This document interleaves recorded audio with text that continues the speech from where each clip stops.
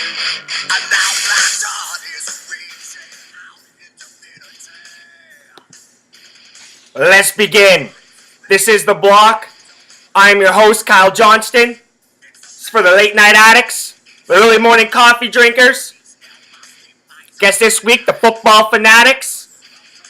So we talk sports, we break down the games, do a little handicapping, talk some pop culture, and obviously I provide some much needed music in our lives. I was a little sleepy last night. I'll fucking bring the energy today. Much more awake. First week of school done, over with, in the books, put it in the drawer. Got a lot to talk about today. Got some sports picks for you later. Got some EPL action going on. Got some Toronto Blue Jays talk. Some Montreal Canadiens talk. Donald Trump. Teddy Cruz. Things heating up in the old GOP Republican debates. We got some Canadian smugglers that I've been reading about.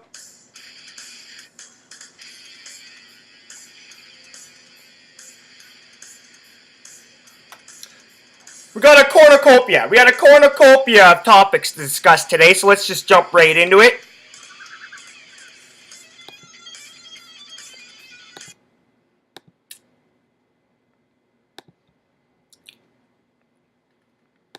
Before we get to some sports, before I unleash some fucking anger, before I laugh at the fucking Toronto Blue Jays, I've been fucking waiting for old Donald Trump to pull the old Canadian card on Ted Cruz. Ted Cruz starting to threaten Donald Trump's run, his presidential campaign. He's kicking his ass in Iowa, basically. I don't know how Teddy Cruz is doing it, because he looks like a fucking idiot. He is an idiot. His ideologies are fucking stupid, just like the rest of the Republicans. It's basically pick the fucking worst one of the bunch. Teddy Cruz basically went on and rip New York for being fucking liberal.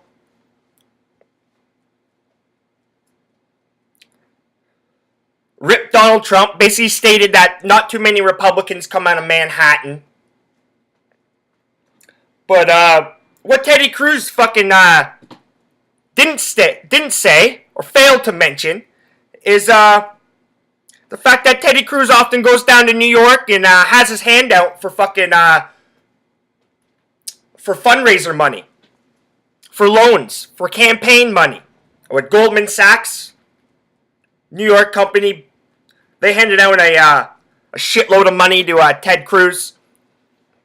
So Donald Trump, he's pulling out the Canadian card. I don't know where all these truthers are, and all these people that were ripping on Barack Obama with the suspicion of his birth certificate.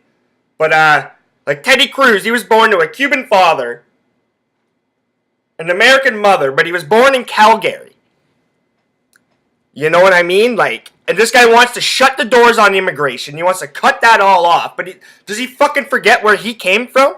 Does he forget where his fucking father came from? Now, I know his father got into politics and stuff like that, and pretty sure he was pretty right-wing, and he was against immigration and shit like that as well. So I guess his father and his whole family kind of forgot where they came from. So it's kind of interesting. Donald Trump does kind of have a point. I can't really see a guy that was born in Calgary, Alberta, becoming the president of the United States of America. I just don't think that, image-wise, it looks good on America. I don't think they want that. America is, they pride themselves on Americano. True Americans. What's that guy on WWE? Jack Swagger. The real Americans. The real Americans! Even though, didn't he have, some Swiss guy? Wasn't some Swiss guy part of the real Americans? What's that guy, man? The guy's fucking just jacked up and huge, but he's Swiss. He's got the European accent and everything, and he was part of the real American. Fucking WWF, man. WWE, whatever it is, man. They don't, they'll try anything, put it that way. They'll fucking try to put anything over. So that shit's fucking heating up. Pretty interesting. What was it? The 7th GOP debate that just went on. No, I didn't get to watch it. I was watching some sports, doing some work. Work never seems to end. As I was saying yesterday, I got trying to put together a little industrial tech reporter package. You know, some underground, some DJs, shit like that. Want to go a little dirty. Just contacted the Ontario Scotties Tournament of Hearts, actually. I'm going to try and do something with curling. Why not, eh? Why not? I was a big fan. I don't mind my curling. Don't mind my curling. Team PEI. My close friends know that. Team PEI. I can't quite come up with the girls' names on the top of my head, but I've never seen more beautiful curlers. I've never seen hotter curlers in my life. Put it that way. And they were good. They were skilled. They were young, hot, and skilled. So I remember sitting there with my friends and his parents and that, and we were fucking all over the. That was about what, 5 years ago, 4 or 5 years ago at the National Scotties Tournament of Hearts. So that was pretty good. So I got that in the works. So basically, what's the word I'm looking for? The mayor of New York called out Teddy Cruz for an apology. And, of course, unlike Donald Trump, who would have fucking doubled down on it, like, you know what I'm saying? Like, we can go through a couple of the dumb states in America, like Florida. Like, if Florida was, you know, if Donald Trump was ripping Florida, because Florida's a fucking shithole. Let's call it out for what it is. Bunch of dumbasses down there. If Trump was calling out Florida and Florida demanded an apology, Trump would have just fucking doubled down on him. That's the only thing I can fucking, that's the only little bit of credit that I can give Donald Trump, is he does fucking stick to his guns. He's an idiot. He says a lot of dumb things. Don't agree with fucking anything he says, basically. But, is it entertaining? Yes. Can't fucking deny that. And would he fucking stick to his guns? Yes. So, basically, good old Teddy Cruz was apologizing. It's not who New Yorkers are. I apologize to all the small businesses who've been driven out of New York City by crushing taxes and Well, you're right. Donald Trump and Hillary Clinton and Andrew Cuomo and Bill de Blasio have all demanded an apology. And I'm happy to apologize. I apologize to the millions of New Yorkers who've been let down by liberal politicians in that state. I hope you guys are hearing this. To the hardworking men and women of the state of New York who've been denied jobs because Governor Cuomo won't allow fracking, even though there have been many high-paying jobs just south in Pennsylvania. New Yorkers are denied the ability to provide for their families. I apologize to all the pro-life and pro-marriage and pro-Second Amendment New Yorkers who were told by Governor Cuomo that they have no place in New York because that's not who New Yorkers are. So look at this bastard. Listen to him. Been driven out of New York City by crushing taxes and regulations. I apologize to all of the African American children who Mayor de Blasio tried to throw out of their charter schools that were providing a lifeline to the American dream. And I apologize to all the cops and the firefighters and 9/11 heroes who had no choice but to stand and turn their backs on Mayor de Blasio because Mayor de Blasio over and over again stands with the looters and criminals rather than the brave men and women of blue. So this guy went on and basically apologized for New York for being a bunch of fucking crooks and looters and dumbasses and allowing their government to take advantage of them. Very little sympathy thrown towards the New Yorkers. He basically threw them all under the fucking bus.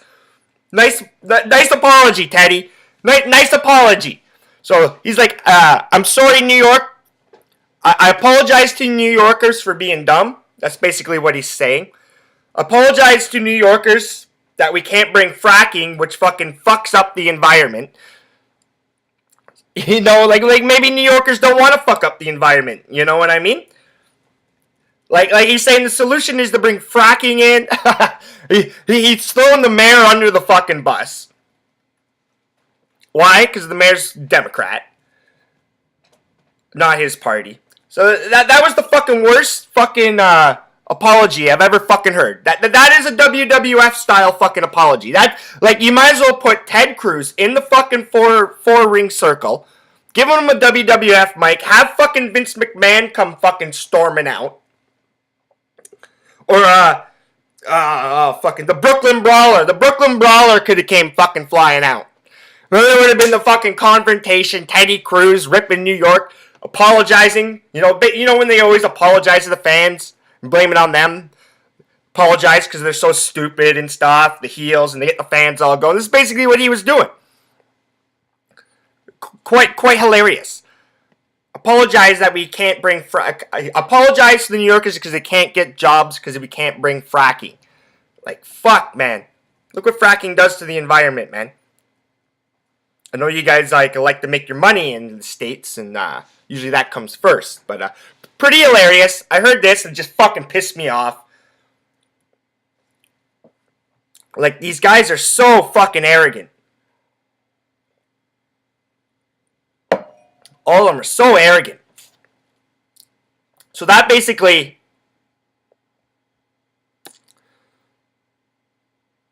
So this whole fucking confrontation basically led to the Daily News. The Daily News. I was pretty fucking pumped when I saw this fucking front page. So after Teddy Cruz ripped New York, before he apologized, the Daily News came out with a front cover. It says, "Drop dead, Ted. Hey, Cruz, you don't like New York values? Go back to Canada." And it's got the Statue of Liberty flipping them off. Pretty fucking hilarious. Pretty hilarious. That's some journalism work that I don't mind. You know, it's pushing the limits, pushing the edge. Maybe you could have got rid of Drop Dead Ted, and maybe just had Fuck Off Ted. You know what I mean? That probably would have been a little bit more correct. You know, I'm not wishing anybody to drop dead on these presidential campaigns or anything like that. But pretty funny.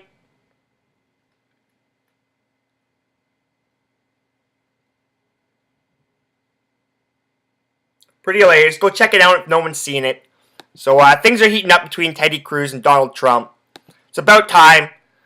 They had this little buddy thing going on for a long time. Which was smart. They separated themselves from the rest of the field. It was smart. But just one more little tidbit of information in the world today before I get to some news, get to some NFL action. Basically, authorities busted a 21-year-old Canadian man. He was carrying 200 pounds of Xanax, worth roughly about $1.6 million. He was clad in camouflage. He was like a fucking snowtrooper, fucking World War II or whatever, like those the Siberian Special Forces. Or James Bond up in Siberia when he's got all the fucking white coats and shit like that. I guess he was doing that. He's pulling a sled packed full of drugs. Went across the border near Vermont. And pretty fucking hilarious. I was just reading about a big drug ring getting busted through a native reserve lands around Massachusetts, I'm pretty sure. So, people are getting smart, if there's demand, they will find a way. So it's pretty fucking funny. I haven't seen very many photos of this guy. I want to see some photos of this guy. There is a video, so maybe I'll see some things. But pretty fucking hilarious. But basically, I can just see him. Like, I wonder if he had some fucking like skis and shit. Wonder how many times he's done it.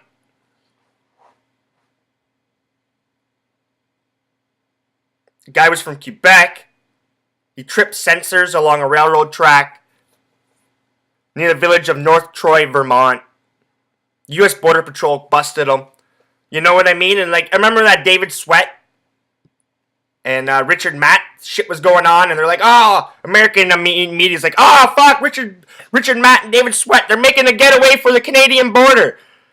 And then all the Americans like, oh, they can get through the Canadian border and stuff like that. And then we'll never find them in Canada. It's like, fuck off. You can't get through the fucking border. There's so many fucking cops up there from both sides of the fucking, both countries. There's so many fucking sensors and fucking cameras and fucking shit. There's no fucking way that Richard, Matt, and David Sweat were going to get across. Just like this guy got busted. Pretty fucking funny. But, let's get on to a little bit of sports talk here. I'm going to talk about the Toronto Blue Jays, Montreal Canadiens before I get into some sports picks for the day. So, the Toronto Blue Jays, who have a new general at the helm, have a new captain running the ship, Mark Shapiro, or Shapiro. Fuck, there's been more talk about how to pronounce his fucking last name than fucking I've actually seen him talking and doing shit. So, Mark Shapiro, he's the new capitan of the fucking, he's fucking running the ship, the Toronto Blue Jays. And basically, what he had, 12 or 14 guys go to arbitration. So fucking right then and alone shows how fucking tight and how much, how many pennies that fucking Rogers is pinching if they got 12 or 14 guys going to arbitration after a successful season that saw some players fucking not only stay steady with their stats, but fucking actually went to the next level. Guys like Brett Cecil. Like, Brett Cecil should have been a no fucking brainer. Shouldn't even came close to arbitration. But basically, the reigning AL MVP, the Blue Jays' best player who I wish was still fucking in Oakland. Still don't quite understand the trade. I've been trying to fucking understand the trade. Maybe Kendall Graveman and shit will fucking step up this year. That shortstop we got in the deal for Oakland's doing pretty well. So we'll see what happens.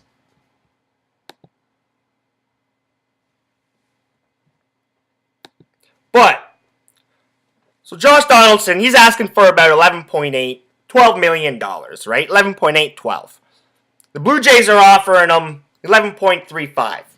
So it's about $500,000 difference. And they can't reach a deal, they're going to go to arbitration. And they're going to sit there and rip the shit out of each other. The Jays reached a deal with Drew Storen, a guy they just fucking traded for, giving him $8.3 million. They just fucking got the guy, but yet they won't give an extra $500,000 and give Josh Donaldson what he fucking wants. They want to go to arbitration? The fact that they're paying J.A. Happ $12 million this year. So they can conceivably think that it's going to be all right in the clubhouse, that it's going to be all right in the city, that it's all right to pay J.A. Happ, a fucking average pitcher, $12 million and pay the fucking AL MVP fucking less. Like, what the fuck, man? Where'd this guy come from? Fucking Mars? You got people in Cleveland laughing at Toronto for hiring this guy. Been reading tweets, been reading some information. And what the fuck did this guy ever win? Won what? Executive of the Year in 2007 and 9. Didn't even get to the playoffs in 07, but got to the playoffs in 09. Did nothing. Couple 90 win seasons. Whoop-de-fucking-do. If I'm running the Toronto Blue Jays, first and foremost, Alex Anthopoulos probably wasn't going anywhere. Why the fuck not? He was the hot ticket in town. He was the hot boy. Let's fucking roll with it. We haven't had success like this in fucking years with Toronto. It just doesn't make any fucking sense at all.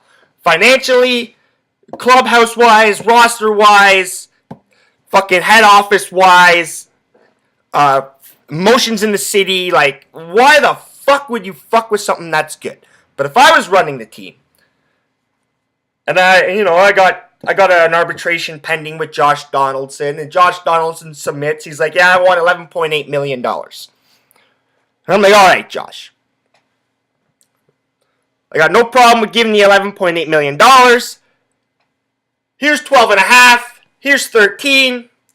Somewhere in the range of that. Here's a couple of fucking flights down to fucking Dominican or fucking Tahiti or fucking wherever. Take your wife. Take your kids. Go have some fucking fun. How are your fucking parents doing? Do they need anything? Now they're okay? Sweet. Alright, I'll see you in fucking the spring. Let's be ready to fucking rock and roll. Like, how fucking hard is that? Like, the Rogers, fuck, man, what? I was looking at a couple tweets, got a couple information. I know they're not from financial experts or anything like that, but I'll believe the source. So what? Rogers has around $24 billion in assets. Rogers racked in $3.4 billion last year in profit, around there. Supposedly. Allegedly, I should say. Allegedly racked in around $3.4 billion. Around $24 billion in assets. And they can't fucking give this guy what he wants? Like, fuck me, man. And right now, I was just reading an article about Shapiro saying he's no Darth Vader. No Darth Vader? Fuck, Darth Vader even wanted to help his son. Come on, man. Even Darth Vader had some compassion and fucking smarts. He knew that his son Luke was going to kick his ass. And then he needed him on the dark side. He wasn't stupid. Vader knew to surround himself with some fucking damn good stormtroopers and shit.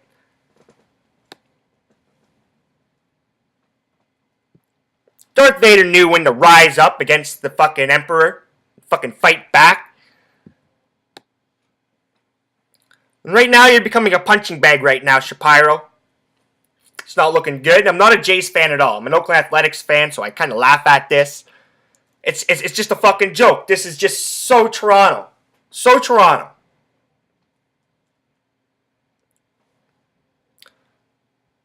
And I can guarantee you that if the team doesn't start off well, we're going to see some empty seats in the Rogers Center. The questions are going to start fucking ringing rather quick. The anger is going to be fucking coming. If people are this fucking pumped up and angered by the fucking Toronto Blue Jays in fucking early January, wait till the end of April, early May, if they fuck get off to a bad start. And you're sitting there with Jose Bautista with 1 year on his contract. You got a bunch of good players with 1 year left on their contracts, or coming to the end. And this is how you're showing them. All right, Jose, this is how we're gonna negotiate you. We're gonna fuck you over. It's good that you've been here working hard. You're one of our best players, but fuck you. We're gonna fuck you over.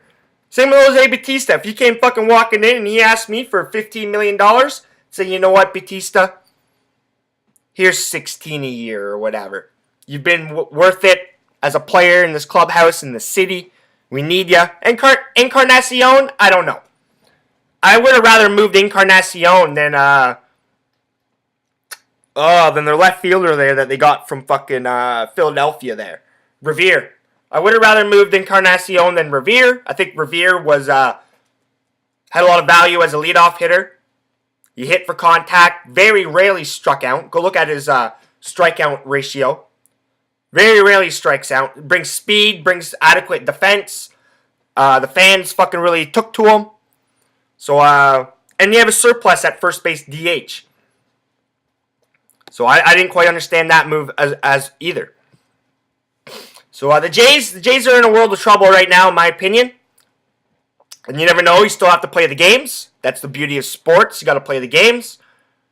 And we'll see what happens. I heard that, shit. Forget the company, but one of the main predictors of season win totals, they came out with the Jays at 84 wins? Jays had 84. They had the Jays at 84 wins. I think they had the Yankees at 88. And they had the Red Sox at 92. Something like that. Sounds about accurate. Which brings me to some fucking venom and bile to the fucking the Montreal Canadiens. Like, fuck. Like, what are you guys doing over in Belle Province? Like, what the fuck? Would you guys just decide to take a siesta halfway through the fucking season? And that includes everybody. The front office, the players, even the fucking fans. What, are we on a siesta? What do you do, Marc Bergeron? Wake up from a slumber and fucking say, hey, I haven't made a move in a while. I gotta fucking do something. Like, what the fuck is John Scott and some other motherfucker gonna do for us?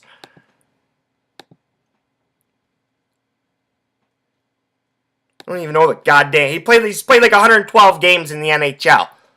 So you're sitting there with Tenorti, and I know Tenorti's value has decreased. I know we couldn't send him to the minors because they'd claim him on waivers. We'd lose him for nothing. So I understand what you were trying to fucking do. But you couldn't steal a draft pick? I'd take a fucking 5th round draft pick. Get the money off the books and take a 5th round draft pick. Or if you want a fucking player, get someone that's fucking half decently fucking useful in the playoffs or something like that. What the fuck's Bartley gonna do for us?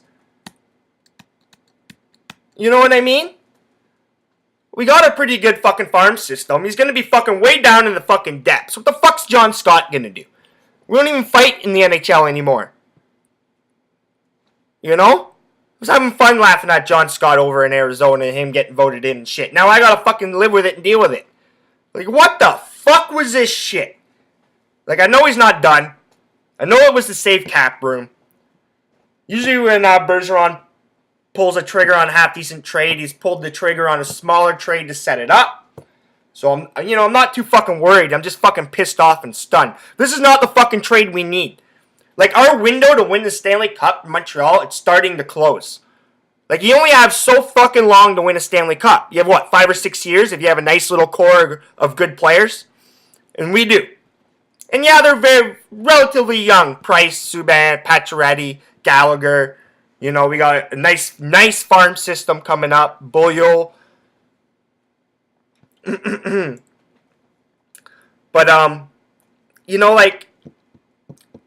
we can't pay everybody. And that's the problem. Can't pay everybody. We've been a quality team for the last 3 years, Montreal. Going into this season. We've been a quality team. This is the 3rd season, I say, out of a 6-season window to win the Stanley Cup. And then we're gonna have to really look at what we're doing in a few years. Take a look at the finances. I'm sure the Canadian dollar is not gonna help out with the cap at all. But this is not the trade we fucking wanted. I wanted to fucking go for it. Now, I didn't want Drouin. People are asking me about Drouin. I'm like, why the fuck would we trade for a non-established NHL player when we needed an established fucking NHL player up front? We need a Steven Stamkos up front. Fuck, I'd like to have a player like a fucking Kessler up front. I know they're fucking almost impossible to find. Ryan Johansson would look alright in a Montreal Canadian uniform. I tell you that much. And now I know Columbus wanted a young, ready NHL defenseman. But I would have considered having a Boyo in a package with somebody to get a Ryan Johansson. That's exactly what we need. That's exactly what we fucking need is a Ryan Johansson. But we'll see what Bergeron's got up the plate. And you can't blame Mike Condon. Mike Condon's playing out of his fucking mind. Out of his fucking mind. What, in the last 7 games, he's got like a 9-10 plus save percentage or whatever. He hasn't let more than 3 goals in his last 7 games. Like, he's been playing fucking very well. It's just that we got a lot of guys with their heads up their ass. And I don't even care about the off-ice fucking issues. That's just Montreal blowing shit out of proportion. Galchenyuk, getting punched in his face by his girlfriend. Not bad, though. Chucky, Galchenyuk, 21. His girlfriend, I don't have her name up right now, but I went and... his girlfriend's 27. I don't have her name. But basically, I was listening to one of my Sports Rage podcasts on sportsragetv.com. And the host, Morency, he was going off about how crazy Quebec girls are. How fucking crazy they are, They're fucking hot, they're good looking, but they're fucking wild. They'll fucking punch you in the mouth. They'll fucking go, they'll fucking go at you, man. They'll fucking go at you if you fuck up. So that's the first, as soon as I heard that, I was like, fuck, man. I wonder if this girl's from Quebec or whatever. But I think she's definitely, her last name's like Russian or, Belarusian, something like that up that way. Whether she was born here, I don't know. But not bad. 27, he's 21. Good on him. Good on him. But I don't care about that fucking shit, man. I don't care. He didn't even do anything wrong. So what? I've heard a lot worse. Heard a lot worse, man. Fuck, we've had like Jose Theodore's parents involved in racketeering and the rumors of Price when he was dating like mafia fucking daughters and shit and a bunch of other stuff like that. But but it's been tough. It's gone on way too fucking long in Montreal. You know, like I stated earlier in some podcasts, I didn't expect us to fucking keep up the pace we were at, especially without Price and Gallagher for long periods of time. Price is still a few weeks away. He ain't coming back anytime quick. We won't see him before the All-Star game. But it's gone on too long. We're too good of a team. Well, they are. They're too good of a fucking team. Terrians, you gotta pull some strings. You gotta adapt, Terrian. That's one thing that Terrian hasn't really done right now. He hasn't adapted. We need to adapt a little bit. But more importantly, we need some help up front. Bergeron and fucking John Scott and fucking Bartley's not gonna fucking help. So let's see what you're made of. I believe in you. I really do. Been a Habs fan for a long time. Ever since the Patrick Waugh days. Patrick Waugh is basically the reason why I became a goaltender. Still remember the wink and the mask, sitting there watching it back in '93. In my opinion, the best goaltender of all time. Am I a Martin Brodeur hater? Yeah, I don't like Martin Brodeur. Not a big fucking fan of Martin Brodeur. Is he good? Yeah, but I don't fucking like Martin Brodeur. So, the Habs better fucking wake up. We ain't gonna fucking do anything in the playoffs. We'd be lucky to make the fucking playoffs if we keep playing the way we're playing. Includes everybody. PK Subban, I love your off-ice stuff, man, but it's time to play hockey. It's time to play hockey. Thomas Pekanics, where the fuck have you been? Invisible. Never seen a guy so fucking invisible, man. Thomas Pekanics. Fuck. I know he does a lot of little things right and shit, but fuck that guy can be so invisible. Lars Eller. Oh, man, have you regressed, Lars Eller? Yeah, you look... Lars Eller's that guy that looks beautiful when he's skating. Beautiful when he's skating. Until somebody comes close to him. And he doesn't know what the fuck to do. The Habs are in trouble. Should we hit the panic button? Not quite. Not quite yet. We'll see how we... see how badly we limp into the All-Star break. Speaking of the All-Star game, 3-on-3, this shit, fucking hilarious. Hilarious, and I'll leave it at that. It's a joke, just like the World Cup of Hockey coming up. It's a joke. How the hell can you have a World Cup of Hockey when you have a North American under-23 team and a Team World team? Like, what the fuck is that, man? How is that a World Cup of Hockey? I look around at all the other World Cups and championships like that, and I don't see this shit. You imagine fucking football or fucking rugby and shit started to do that in their World Cups? Yeah, rugby's like, yeah, Canada, you're not good enough anymore. You're going to have to team up. We're going to team you up with, I wouldn't say that, well, we'll say the States. We're going to have Team North America. Canada, the States. You haven't won anything in the World Cup. You're just not good enough. You don't have any good stars. So we're going to team you up. We're going to team you up. So we can have an all-star North American team. What do you think of the fucking backlash of that, man? What about baseball? What about in the World Baseball Classic? They said, yeah, Canada, you're not good enough. Sorry, Canada. You're just not good enough. You suck. We're going to team you up with Great Britain. Commonwealth. Or we're going to team you up with England or somebody like that. You know, we're going to team you up with Australia or something like that. Can you imagine fucking that shit, the backlash in fucking Canada?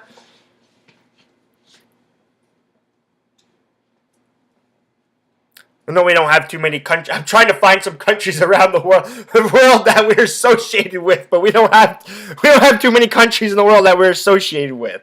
It's just fucking stupid. But anyways, let's get to the NFL. Let's get to some sports picks. Montreal, you better fucking wake up quick. Better wake up quick. We need some more Brendan Gallaghers on that team. Fuck, is that guy good, man? Fuck. He's basically my enjoyment of watching the Habs right now is Brendan Gallagher. Which is pretty fucking sad to say. So, on to the NFL. get to these picks first. So you know what? I'll lay down. I got a lot of college basketball plays. We'll lay down some college basketball plays. I'll get some tunes cranked up for you. We might as well.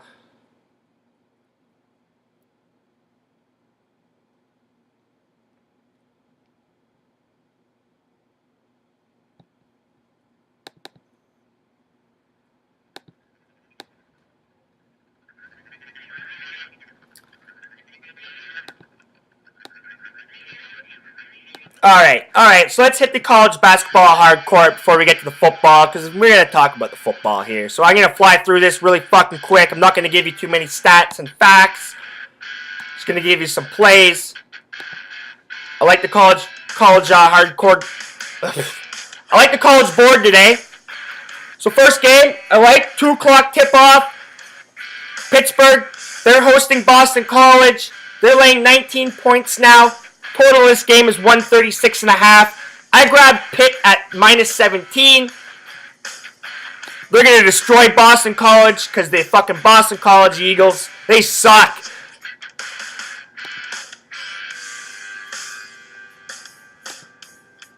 So, the reason why I like Pitt so much, Pitt's coming off an awful performance against Louisville, which I was on the under in that game. Laid 41 points, shot 29% field goals from the floor.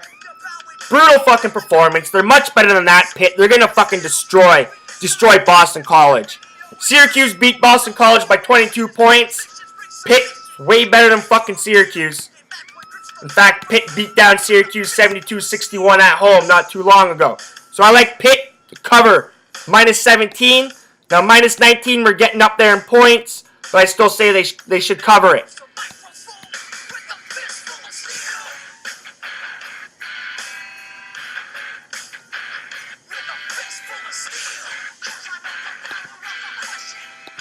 So we got the Xavier Musketeers at Marquette. Xavier minus 7 road favorites. Total of this game is 152.5.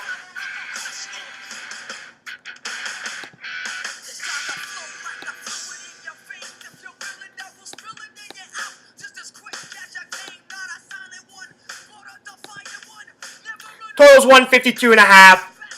Xavier's a fucking damn good team this year. 11-5 against the spread on the season. I like Xavier at minus 7. I think they're going to roll Marquette. Marquette chokes in these situations, playing a good team at home. They're playing an above-average college team at home. I like the Marquette. I like Marquette to come to play. But in this situation, Xavier is a team on a mission. They're men amongst boys this year. They're going to be a fun team to watch in the March Madness tournament. So I like Xavier at minus 7. I think they roll Marquette.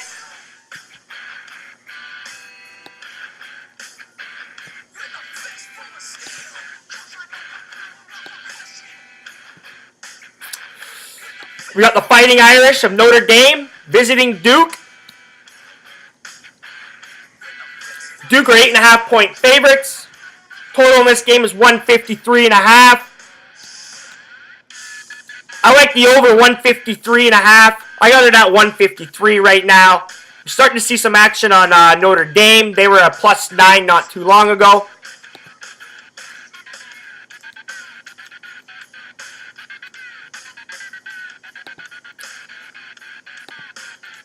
Now Duke's ranked number 9 in the nation. The over's cashed in 6 of Duke's last 8 games. Total's also cashed in 4 of Duke's last 5 games at home. Duke's 7-5 to the over-under at home. Now Duke's coming off a loss in Clemson. I'll look for them to rebound. Coach K is going to have them playing some good ball. I think it's going to be a fast-paced game. Notre Dame, they're going to get their fair share of baskets. So I like the over 153. An interesting game going on tonight. There will be some football on, so I'll keep an eye on this game.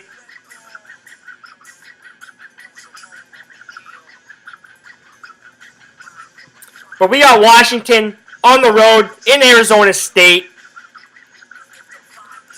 Arizona State's minus 6.5 point favorites. Total in this game is 158.5. I like Washington at plus 6.5. Let me just pull up there's some interesting numbers in this game. Where are you here? There we go.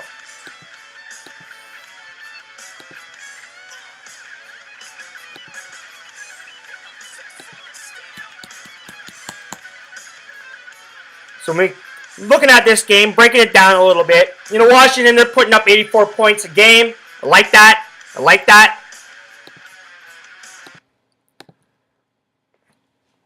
You know, they're giving up a shitload of points as well. I was leaning to the over in this game. I'm still kind of leaning to the over in this game, but I will take Washington at plus 6.5. Arizona State, 2-9 against the spread. Their last 11 games playing at home against Washington. Arizona State, 1-10 straight up in those 11 games playing at home against Washington. Now, Arizona, they're 6-1 straight up in their last 7 games at home coming into this game. But Washington, they're coming to play basketball this year. They're a fun team to watch. They can put up points. I like a road team, especially getting 6.5 points. I can put up points. I think we're going to see a track meet in this game. Both teams are 8-6. No, sorry. Washington's 8-6 against the spread on the season. Arizona State's 500. I will take Washington Huskies at plus 6.5. On the NBA, hardcourt, the professionals, basically professional fucking quitters, basically. That's who they are in the NBA. Fucking soft, man. These guys are soft. But, back to the grind. You got the Golden State Warriors laying 7 points in Detroit, taking on the Pistons. Total in this game is 215. I like the Golden State Warriors at minus 7. Golden State's been covering pretty consistently, especially on the road. So 22-16-2 overall in the season against the spread are the Golden State Warriors.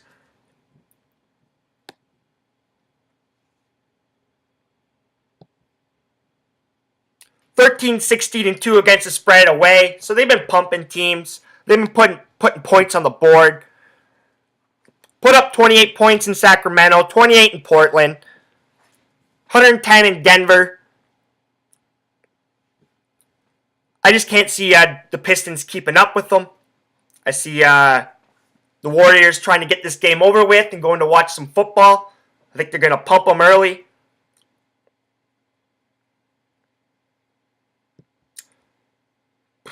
Now, Golden State's 5-15 straight up the last 20 on the road against Detroit. Meh. But they're 4-5 in their last 5. They were, people do seem to remember, they were pretty fucking awful not too long ago, the Golden State Warriors. But I'll take the Warriors at minus 7 over the Detroit Pistons. Now in the frozen pond of the NHL, I like the Capitals. They're minus 175 road favorites. I like them to beat the Buffalo Sabres. I look for the San Jose Sharks to put a lot of goals on the board. They're hosting Dallas. I like the San Jose Sharks at minus 130 as well. I won't be too interested. Small plays on the hockey. Very small plays on the hockey. We're focused on college basketball and NFL today. So let's get to the NFL plays. We're seeing some movement back and forth on the Patriots. Sitting at minus 5 right now. Seen it down to minus 4.5. I grabbed it at minus 4.5. I like the New England Patriots to not necessarily roll the Chiefs. 27-17. Something like that. 27-13. You know, I think the Patriots will pull away in the 4th. You just can't give Belichick 2 weeks to prepare. You can't give Belichick 2 weeks to prepare. Same with Brady. You just can't fucking do it. And they're seeing the light at the end of the tunnel. They can just get past the Chiefs, the red hot Chiefs. They got a fucking old Peyton Manning, whose fucking arm's falling apart, you can't fucking throw the ball. And then they're off to the Super Bowl again. They can see the light at the end of the tunnel. Total in this game's 44. I got no play on the total. But I will ride the New England Patriots at -5. No Gronkowski, he's been questionable all week. He's been limited. Same with Julian Edelman, he's making his return. But the Patriots just next man up, right? Next man up. They'll find somebody. They'll find something. They'll find a way. I think we're going to see a strong running game on the Patriots. What they got? Steven Jackson. I think they signed Steven Jackson off the fucking couch. But I still like the Patriots to get it done. I just can't do it. They're in Foxborough. They're at home. I got to go with them. I think the home teams are going to do quite well this weekend. And speaking of the home teams, the Arizona Cardinals and Carson Palmer, Fitzgerald, and Brown, and the new running back Johnston, the whole crew, they're hosting the Green Bay Packers. This is an interesting game. This is a very interesting game. And I've been looking at it. Cardinals, they're laying 7 points. Total in this game is 49.5. I think we're going to see some points in this game. I really do. I think we're going to see some points. So, therefore, I'm going to take the angle. I'm going to take a teaser on this game. I'm going to take the Green Bay Packers at +7. I'm going to tease it up to +13.5.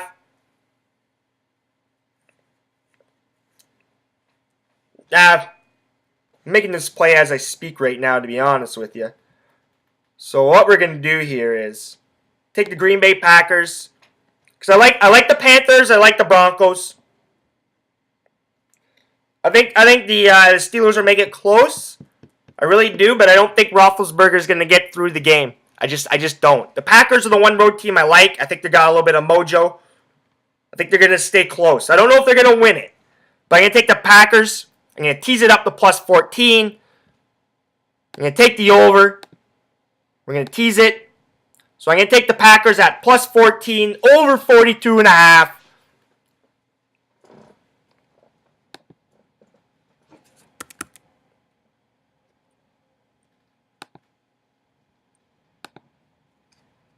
I know there's no Devontae Adams in Green Bay. I just can't see Green Bay losing by more than 2 touchdowns, and I think we're going to see points in this game.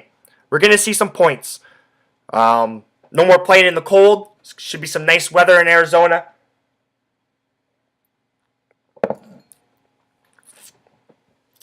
So I hope everybody's ready. Looking forward to a big day of NFL action.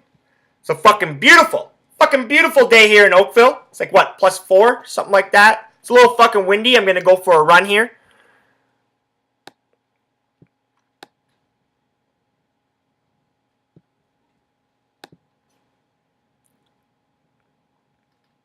It's a little windy, but I'll go for a run here. Then I'll do some cleaning and I'll kick my feet up. It's a 4 o'clock kickoff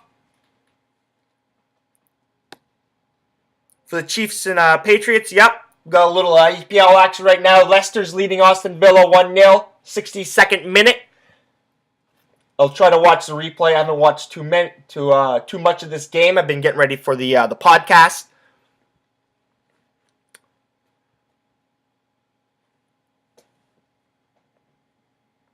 I got a bunch of work coming out. I got about 12 reporter packages to do this semester, so that's pretty interesting. Like I said, I'm going to be down at the Curling, the All-Ontario Scotties in Brampton. Got some music work coming out.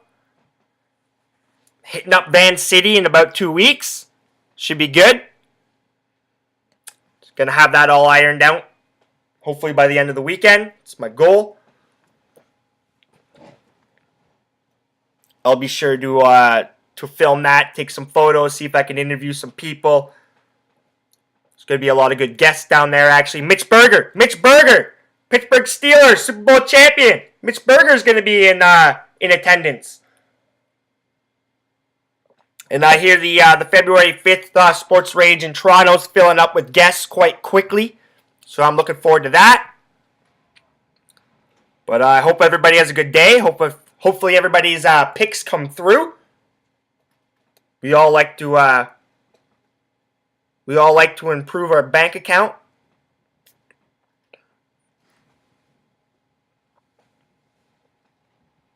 Montreal Canadiens, they gotta get their head on the Montreal Canadiens, they better get their head on their ass today in St. Louis, or they're gonna get fucking embarrassed. I kind of like the over in that game, leaning to the over 5 pucks. But enjoy the weather if you're in the Toronto area. It's fucking beautiful. I know I will. And remember, if you're not laying the money down on the table, you're not winning. That lived in this part of the building here, but we systematically removed them like you would any kind of termite or roach.